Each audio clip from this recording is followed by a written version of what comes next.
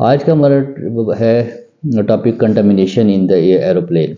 Contamination का मतलब होता है आलूदगी, यानी कि कोई चीज़ जरासीम जो है एक जगह पे गिरा और फिर वहाँ से किसी ने टच किया फिर दूसरी जगह गया तो सारी सरफेसेस को कंटामिनेट करता जाएगा और वहाँ से इन्फेक्शन को वो बढ़ाता जाएगा। जैसे कि आपने देखा कि कोविड-19 में एक शख्स को टू स्टार्ट विद कोविड हुआ और फिर एक शख्स से वो एपिडेमिक बना, यानी कि उस रीजन में आ गया और फिर वहाँ से पैंडेमिक हो गया, यानी कि पूरी दुनिया में वो फैल गया।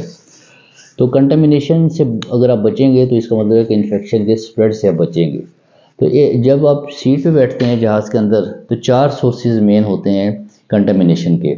एक तो ये है कि जिस सीट पे बैठे हैं उसकी जो आर्म है, जो उसकी बाजू है कुर्सी की, उसमें वहाँ पे टच होता है वहाँ पे वो कंटामिनेट हो सकती है।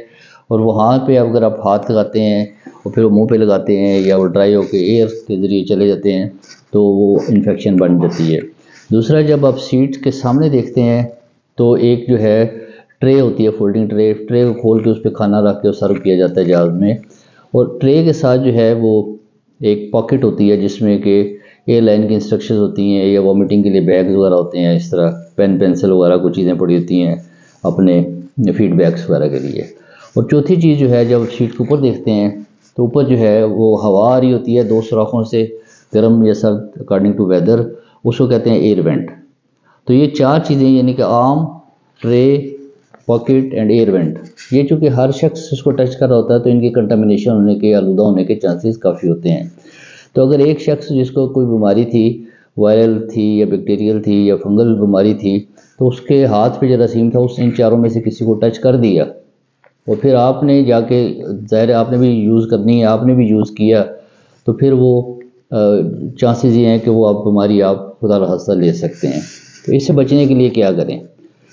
इससे बचने के लिए ये है कि इसकी जो है वेट वाइप्स रखें आप अपने पास, यानी कि ऐसे वाइप्स जो टिश्यू पेपर होते हैं जो एंटीसेप्टिक से सोक्ड होते हैं, उनसे आप इन सर्फेस को जब बैठें तो थोड़ा सा वॉश कर लें।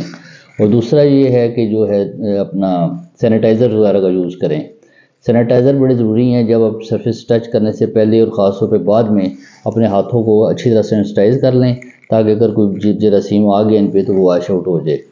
तो इस और दूसरा बड़ी एहतियात ये करनी है कि जो ट्रे है वो सारा कुछ आप सैनिटाइज़र वगैरह चीज़ें तो कर रहे हैं, लेकिन जो ट्रे है उस पर खाना डायरेक्ट कभी भी ना रखें क्योंकि वो हाईली कंटामिनेटेड होने का चांस है। और स्टडीज़ ने बताया है कि ये क्वाइट डेंजरस है कि उसको आप डायरेक्टली यूज़ करें।